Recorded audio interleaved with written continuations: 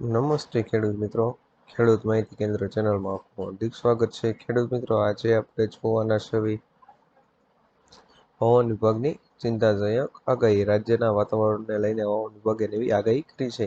હવામાન વિભાગની આગાહી મુજબ આગામી 3 દિવસ ગરમી યથાવત રહેશે, જ્યારે 3 દિવસ બાદ તાપમાન ઘટવાની શક્યતાઓ દર્શાવવામાં આવી છે. તેમજ રાજ્યના મુખ્ય શહેરોમાં અમદાવાદમાં ગરમીનો પારો 40 ડિગ્રીની આસપાસ રહેશે, જ્યારે રાજ્યની રાજધાની ગાંધીનગરમાં 38 ડિગ્રીની આસપાસ તાપમાન રહેશે, જ્યારે દરિયાઈ વિસ્તારમાં 2 થી 3 ડિગ્રી જેટલું તાપમાન વધવાની શક્યતાઓ છે. કેન્દ્ર સરકારની મોટી જાહેરાત. સરકારે ચૂંટણી પહેલા ખેડૂતો માટે મોટી જાહેરાત કરી છે. સરકાર ખરીફ વાવણી નિમિત્તે ખેડૂતોને ખાતર માટે સબસિડી આપવા આવે છે. કેબિનેટની બેઠકમાં આ માટે 24,420 કરોડ રૂપિયાના બજેટને મંજૂરી આપવામાં આવી છે. સરકારનું કહેવું છે કે ખેડૂતો દ્વારા ઉપયોગમાં લેવાતું મુખ્ય ખાતર ડીએપી 1,350 રૂપિયા પ્રતિ ક્વિન્ટલના ભાવે મળતું રહેશે. 1લી એપ્રિલ થી 23 સપ્ટેમ્બર સુધી પી.એન.કે ખાતરો પર સબસિડી ઉપલબ્ધ રહેશે. દેવા માફી અંગે ફેસલો. કોંગ્રેસ સાંસદ રાહુલ ગાંધી દ્વારા દેવા માફીને લઈને સરકાર વિરુદ્ધ પ્રશ્નો કર્યા છે. મોદી સરકારને કહી દીધું છે કે દિવસ રાત ચૂંટણીની ખેતી કરનાર ખેડૂતો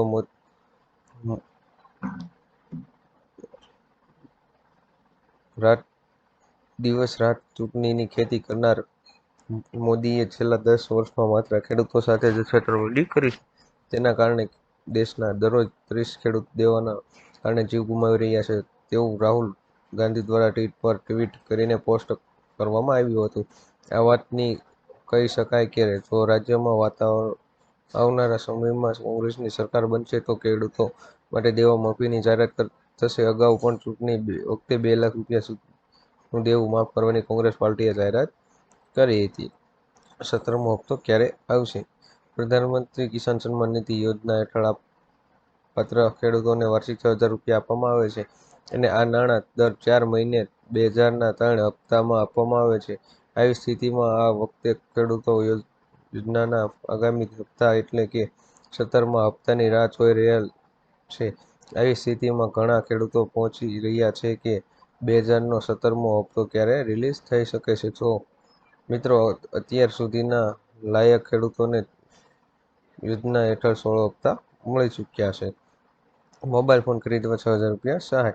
જો તમે પણ મોબાઈલ લઈ લીધો હોય અથવા તો લેવાનો હોય તો ગુજરાત સરકાર આપશે તમને 6,000 રૂપિયાની સહાય. સ્માર્ટફોન સહાય યોજના અંતર્ગત 6,000 રૂપિયા મોબાઈલ લેવા માટે સહાય આપવામાં આવે છે. મોબાઈલ લઈ લીધો હોય અથવા તો લેવાનો હોય, બંને કેસમાં આ સહાય મળવાપાત્ર રહેશે. જ્યારે આ યોજનાનો લાભ લેવા માટે તમારે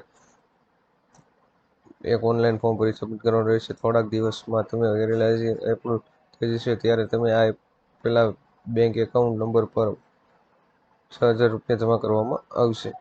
પાન કાર્ડ ધારકો આપે ધ્યાન. જે લોકોએ પાન કાર્ડને આધાર કાર્ડ સાથે લિંક કરાવવાનું બાકી હોય તે વહેલી તકે પાન કાર્ડને આધાર કાર્ડ સાથે લિંક કરી શકે છે. જ્યારે કેન્દ્ર સરકાર જણાવ્યા અનુસાર દેશમાં 70 કરોડ પાન કાર્ડ ધારકો છે, જેનાથી 10 કરોડ લોકોએ પાન કાર્ડ સાથે આધાર કાર્ડને લિંક કર્યું નથી. પણ જો આધાર અને પાન લિંક નહીં હોય તો તમે મોટી રકમના વ્યવહારો બેંક દ્વારા કરી શકશો નહીં. સરકારી યોજનાઓનો લાભ પણ મેળવી શકશો નહીં. તેમજ ટેક્સ વિભાગ દ્વારા કોઈ રિફંડ આપવામાં આવશે નહીં. જોકે લાંબા સમયથી પાન અને આધાર કાર્ડ લિંક નથી તો ગભરાશો પણ નહીં. આજના સૌથી મોટા ખેડૂત સમાચાર. રાજકોટ માર્કેટ યાર્ડમાં આજે સૌથી વધારે ધાણા, જીરું અને ડુંગળીની આવક થઈ હતી. રાજકોટ માર્કેટ યાર્ડમાં 4,400 ક્વિન્ટલ ડુંગળીની આવક થઈ હતી. યાર્ડમાં ડુંગળીના ખેડૂતોને 110 રૂપિયાથી લઈને 311 રૂપિયા સુધીના ભાવ જોવા મળ્યા હતા. ભાવ ખૂબ જ સારા હોય છે, જેથી ખેડૂતોના નિરાશા જોવા મળી હતી. રાજકોટ માર્કેટ યાર્ડમાં ધાણાની 4,400 ક્વિન્ટલ આવક થઈ હતી, જેના પ્રતિ મણનો ભાવ 1,350 રૂપિયાથી લઈને 1,910 રૂપિયા સુધીના જોવા મળ્યા હતા. વાહન ખરીદવા મળશે સબસિડી. ગુજરાતના ખેડૂતોની આવક બમણી થાય તે માટે સરકાર દ્વારા અનેક પ્રકારની યોજનાઓ ચલાવવામાં આવી રહી છે. રાજ્ય સરકાર દ્વારા ખેતીના સાધનો અને વાહનો માટે સબસિડી આપે છે. આવી જ એક ખેડૂતલક્ષી યોજના કિસાન પરિવહન યોજના છે. ખેડૂતો પાક ઉગાડે છે પછી તેને માર્કેટ યાર્ડ સુધી લઈ જવા પરિવહન માટે ટ્રેક્ટર જેવા સાધનોની જરૂર પડે છે. ઘણી વખત વાહનોના અભાવે પાક બગડી જતા ખેડૂતોને નુકસાન વેઠવાનો વારો પણ આવે છે. વિદ્યાર્થીઓને 50,000 સ્કોલરશીપ.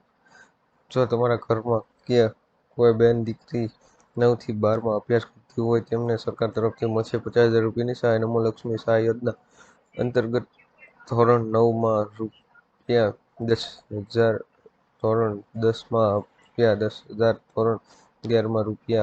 15,000 અને ધોરણ 12માં રૂ. 15,000, આ કુલ મળીને 4 વર્ષમાં ટોટલ 50 રૂપિયાની સહાય આપવામાં આવે છે. જ્યારે આ યોજનાનો લાભ લેવા માટે તમારા ઘરની વાર્ષિક આવક 6 લાખ રૂપિયાથી ઓછી હોવી જોઈએ.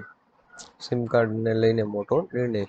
Telecom regulatory authority of India (TRAI) એક સિમ કાર્ડને લઈને નવા નિયમો જારી કર્યા છે અને આ નવા નિયમો 1 જુલાઈથી લાગુ થશે, જેનાથી સાયબર ફ્રોડ અને ઓનલાઈન છેતરપિંડી પર અંકુશ આવશે. Telecom regulatory authority of India જો ખોવાઈ જવાના અથવા તૂટવાના કિસ્સામાં તમે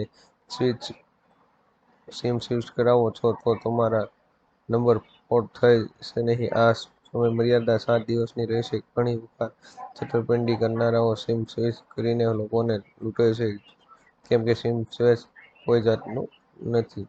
ખેડૂત મિત્રો, અવનવા વિડીયો જોવા માટે અમારી ચેનલ ખેડૂત માહિતી કેન્દ્ર ચેનલને સબસ્ક્રાઇબ કરો, શેર કરો, લાઇક કરો કે આપ સુધી અમારા અવનવા વિડીયો પહોંચતા રહે.